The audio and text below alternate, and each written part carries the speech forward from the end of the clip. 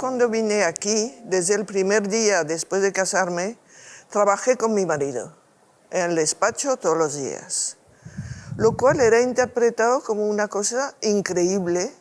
Mi suegra me decía, pero te explotan, y sin embargo hubiera sido incapaz de quedarme en casa.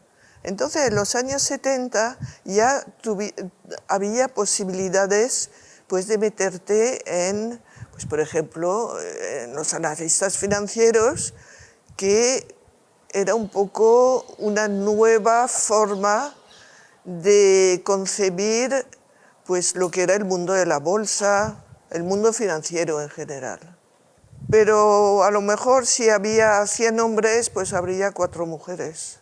Para una mujer, para mí personalmente, fueron años de una gran concienciación como mujer. Y he de reconocer que tuve referentes.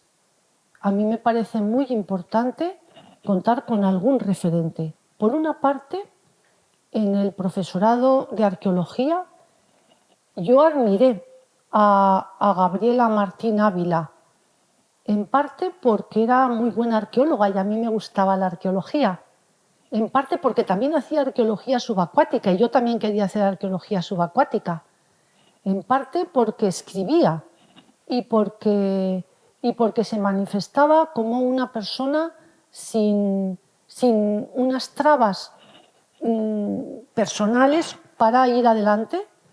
Y entonces eso es interesante cuando una persona más joven quiere empezar una carrera universitaria. Por otra parte, empezaron a ser más frecuentes las afiliaciones a partidos no legalizados. Y ahí apareció el movimiento de las mujeres. Y en ese movimiento se planteó una dialéctica, un conflicto muchas veces, desacuerdos entre lo que era actuar como feminista y actuar como opositora al régimen, porque los partidos no reconocidos, fundamentalmente el Partido Comunista y los partidos a la izquierda del Partido Comunista, no querían perder esa cuota femenina que era muy activa. Pero por otra parte, imponían las razones de política tradicional a las razones de la libertad de las mujeres. La universitat no era feminista, no ho era en absolut. Hi havia un gran debat polític, però allí se discutia sobre la classe obrera, sobre les relacions entre l'estudiantat organitzat políticament i els partits polítics, etc. I tu allí no escoltaves mai que hi havia una problemàtica de les dones. I jo recorde que en algun moment, quan en alguna reunió, ja no en una assemblea, sinó potser en un seminari, els departaments ens feien seminaris per a parlar de temes diversos, no? Dius, bueno, però és que a mi m'agradaria saber algo sobre feminisme o la problemàtica de les dones, diuen la problemàtica de les dones, i sempre ens diuen això és una qüestió secundària. La lucha principal o la corrent principal és la corrent del progrés, de la revolució, entre cometes, etc. Per tant, se quedava a banda. I això què va significar? Va significar que nosaltres buscàrem els nostres espais. Començaren a reunir-se entre nosaltres, entre dones. Y yo, bueno, y otras compañeras también, creamos el grupo de mujeres universitarias. Mujeres universitarias que como tantas veces las iniciativas similares, nunca consideró interesante inscribirse como partido, como una organización que fuese reconocida como tal.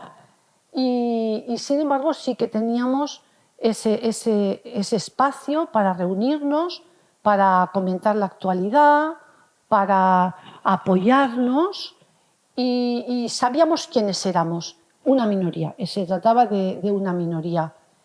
Pero eso nos preparó para estar críticas, para ser críticas con respecto a nuestra vida personal, para estar dispuestas a optar por ser o no madres, o no ser en el primer momento de tener una relación estable. Todo ese tipo de problemática surgió ahí. Y, sobre todo, dio lugar a una complicidad y a unas amistades que fueron muy importantes para nuestra vida personal, más que para la vida académica, para nuestra vida personal.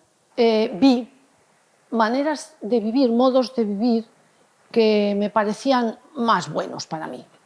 El modelo francés de mis colegas francesas a mí me pareció bien, porque había mujeres que yo reconocía como más autónomas y más libres, que habían tenido una educación distinta a la que yo había recibido, pero que yo me podía aproximar.